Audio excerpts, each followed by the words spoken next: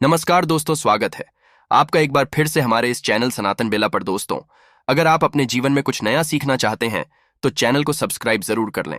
ओम नमः शिवाय, जय महाकाल। अगर आपको अपनी इच्छा बहुत जल्दी पूरी करनी है तो ध्रुवा और शहद का ये उपाय आपको जरूर करना चाहिए। पूज्य गुरु जी की कथा से सुन के बहुत अच्छे से आपको बताऊंगा।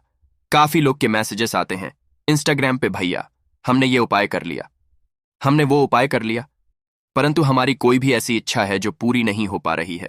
हमने बहुत व्रत कर लिया, हम क्या करें? तो इस उपाय को करके देखिएगा, वीडियो को लास्ट तक देखिएगा, कोई भी पॉइंट मिस नहीं होना चाहिए, क्योंकि एक गलती आपको फिर कोई फायदा नहीं होगा, है ना। चलो समझते हैं इस उपाय को। इसके ऊपर आपको दिख रहा होगा चावल के दाने, है ना, दिख रहे हैं? तो हमें लेने होंगे मात्र एक चावल का दाना, ज्यादा नहीं लेना है, मात्र एक चावल का दाना लेना। और इस चावल के दाने के साथ आपको लेनी होगी, कितनी दूर्वा लोगे? दूर्वा भी आपको एक ही लेनी है, हरी दूर्वा एक लेना है ना। इन दोनों चीजों को लेना और लेके चले जाना। महादेव के शिवलिंग के पास में सुबह जाना चाहो सुबह जाओ, शाम को जाना चाहो शाम को जाओ। अब यहाँ पे थोड़ा सा नियम समझेंगे। हम सबको है कि महादेव का परिवार शिवलिंग पे ही विराजमान है, कहीं और आपको जाने की जरूरत ही नहीं है। तो आपके पास में एक एक चावल का दाना है और एक एक दुर्वा है। उस एक चावल के दाने को माता अशोक सुंदरी के स्थान पे समर्पित करोगे, श्री शिवाय का ध्यान करते हुए, ठीक है। एक चावल का दाना यहाँ पे समर्पित करना है। आपके पास में एक दूर्वा भी है ना? उस एक दूर्वा को आपको महादेव के शिवलिंग के ऊपर यहाँ पे श्री शिवाय का ध्यान करते हुए करना है। डंडी हो जाएगी आपकी माता अशोक सुंदरी की तरफ और पत्ती का मुख होगा, वो होगा आपकी तरफ। इतना करने के बाद फिर यहाँ पे खड़े होना, फेस रखना उत्तर दिशा, 9 डायरेक्शन, और एक लोटा शुद्ध जल तांबे के लोटे से महादेव के शिवलिंग के ऊपर जिस जगह पे दूर्वा चढ़ाई है उसी जगह पे समर्पित करेंगे। अब यहाँ पे एक नियम है, अगर ये उपाय आप मनोकामना पूर्ति के लिए कर रहे हैं तो इस दुर्वा के ऊपर जल चढ़ा के बस, और आपको कुछ भी करने की जरूरत नहीं है, चुपचाप आप अपने घर चले। परंतु अगर यह उपाय आप बीमारी को दूर करने के लिए कर रहे हो तो जो जल आप चढ़ा रहे हो महादेव के शिवलिंग के ऊपर से जल चढ़ाने के बाद इस दूर्वा को फिर यहां से उठा लेना, और जो भी व्यक्ति आपके घर में बीमार होगा उसको ले जाकर के उस दूर्वा को आपको खिला देना। कुंदकेश्वर महादेव के नाम से, किसके नाम से? कुंदकेश्वर महादेव के नाम से खिला देना। उसकी जो भी बीमारियां होंगी, जो भी कष्ट होंगे उसके शरीर से रिलेटेड, वो सारे खत्म हो जाएंगे। ठीक है, करके जरूर देखिएगा। प्यारा सा और बहुत ज्यादा इफेक्टिव उपाय था, है ना। यहां पर पहली बात तो हमने समझ ली जो कि हमें दूर्वा से करती थी। अब आगे हम लोग समझ लेते हैं एक और से उपाय की, जिसमें हमें शहद का इस्तेमाल करना है। कहोगे भैया इस उपाय से क्या होगा? अगर आपके घर में कोई भी व्यक्ति बहुत चंचल है, यानी कि आपकी कोई भी बात नहीं सुनता, आपका हस्बैंड हो, आपकी वाइफ हो, आपके बच्चे हो, आपकी बेटी हो, बेटा हो, कोई भी हो सकता है, बहुत चंचल है, दिन भर फोन चलाते हैं, नहीं सुनते हैं, गलत संगति में जा रहे हैं, तो उस कंडीशन में क्या करोगे? आपको लेना होगा इस तरीके से पीला चंदन। इजीली हर किसी पूजा स्टोर पे आपको मिल जाएगा। तो पीला चंदन लेना, पीले चंदन के साथ हमें लेना होगा शहद। अब शहद यहाँ पे थोड़ा 2 से 4 चम्मच शहद लेना, कम नहीं लेना है, 2 से 4 चम्मच शहद लेना। इन दोनों चीजों को क्या करोगे? लेके चले जाओगे महादेव के शिवलिंग के पास में, है ना। लेके गए, आपके पास में क्या है?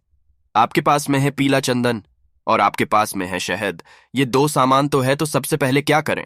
पहुंच करके माता अशोक सुंदरी के स्थान पे पूरा का पूरा, जितनी दूर मैं रेड कलर से पेंट कर रहा हूं ना, इतने ही दूर आपको श्री शिवाय नमस्तु भय्यम का ध्यान करते हुए, या फिर हाटकेश्वर महादेव, फिर से बोल रहा हूं, हाटकेश्वर महादेव के नाम से सबसे पहले पीले चंदन का लेपन करना है। न लेपन कर दिया, आपके पास में 2 से 4 चम्मच शहद है, इसी पीले चंदन के ऊपर उस शहद को गिराना और अच्छे तरीके से हाटकेश्वर महादेव के नाम से करना। जो भी बच्चा या फिर जो भी इंसान आपके घर में चंचल है, क्रोध करता है, गलत संगति में है, उसका नाम और गोत्र बोल करके अच्छे तरीके से कर लेना, ठीक है। लेपन करने के बाद फेस रखना उत्तर दिशा, नॉर्थ डायरेक्शन, और फिर एक लोटा शुद्ध जल तांबे के लोटे से श्री शिवाय नमस्तु का ध्यान करते हुए समर्पित कर देना। करके देखिएगा, हफ्ते में एक दिन जब कभी भी आपको मौका मिलता है, इस उपाय को करके देखेंगे, आपके घर के सभी लोग बिल्कुल सही दिशा में जाएंगे, कभी भी नहीं होंगे। और अगर आपका कोई बच्चा है, पढ़ता नहीं है, तो वो ऑटोमेटिकली पढ़ने के लिए जरूर बैठेगा, आपको कहना भी नहीं पड़ेगा, ठीक है। करके जरूर देखना। तो यहां पर हम सभी लोगों ने 2 उपाय की बात कर ली है, बहुत आसान, बहुत इजी। इसी के साथ हम लोग छोटे से और उपाय की बात करते हैं, जो कि हमारा तीसरा उपाय है। उससे पहले एक छोटा सा काम और आपको करना है, और वो है जो मैं हमेशा कहता हूं कि वीडियो को करेंगे लाइक, और जितने भी भाई बहन मेरी इस आवाज को पहली बार सुन रहे हैं तो चैनल को सब्सक्राइब करिएगा, ठीक है। देखिए, इस तीसरे उपाय के बेनिफिट क्या है, फायदे क्या है? सबसे पहला फायदा यही है कि, पहला क्या, सबसे बड़ा फायदा है कि आपके घर के जो पितृदोष होंगे दूर हो जाएंगे। क्योंकि भैया क्या पितृदोष बता रहे हो, इससे क्या होता है? देखो, अगर आपके घर में पितृदोष होगा ना तो कभी धन संपदा आपके घर में आएगी ही नहीं। हमेशा बीमारी आपके घर में प्रवेश करती रहेगी। हमेशा आपके घर में लड़ाइयां मची रहेंगी। कोई भी पॉजिटिव काम आपके घर में हो ही नहीं सकता। अगर आपके घर में पितृदोष लगा हुआ है तो ठीक है, हमें पता नहीं चलता यही सब जो मैंने आपको कारण बताए हैं। इसी कारण से पता चलता है आपको क्या करना है। लेना होगा तांबे का लौटा, इस तांबे के लौटे में जल भरना। इस उपाय के लिए हमें तांबे का ही लौटा लेना है, कोई और कलश नहीं चलेगा, ठीक है? जल भर लिया, जल को भरना है और उसी जल के अंदर एक बहुत ही प्यारी सी, बहुत ही सुंदर सी बेलपत्र डाल देना है, ठीक है? बेलपत्र को डाल दिया, अपने दाहिने हाथ में उस कलश को पकड़ना है। क्या करोगे? अपने दाहिने हाथ में उस कलश को पकड़ना और अपने पूरे घर में कुंदकेश्वर के नाम से एक बार घूम लें। जितने भी कमरे होंगे, जितने भी रूम्स होंगे, आपके पूरे घर में सभी कमरों में घूम लेना। सिर्फ वॉशरूम को छोड़कर के वॉशरूम में मत जाना, किचन में जरूर जाना, बाकी हर किसी कमरे में जरूर जाना होगा। कुंदकेश्वर महादेव के नाम से, ठीक है?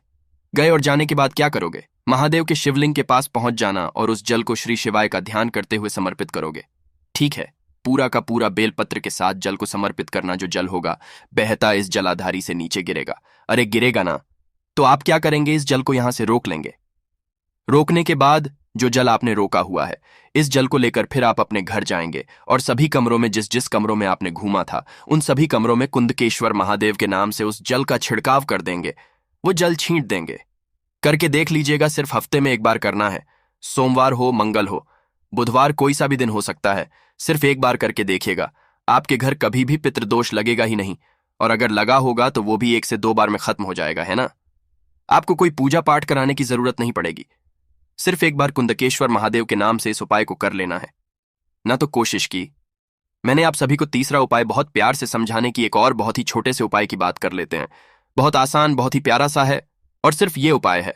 आपके घर में अगर बीमारी बहुत ज्यादा है, क्लेश बहुत ज्यादा मचते हैं, उसके लिए होगा।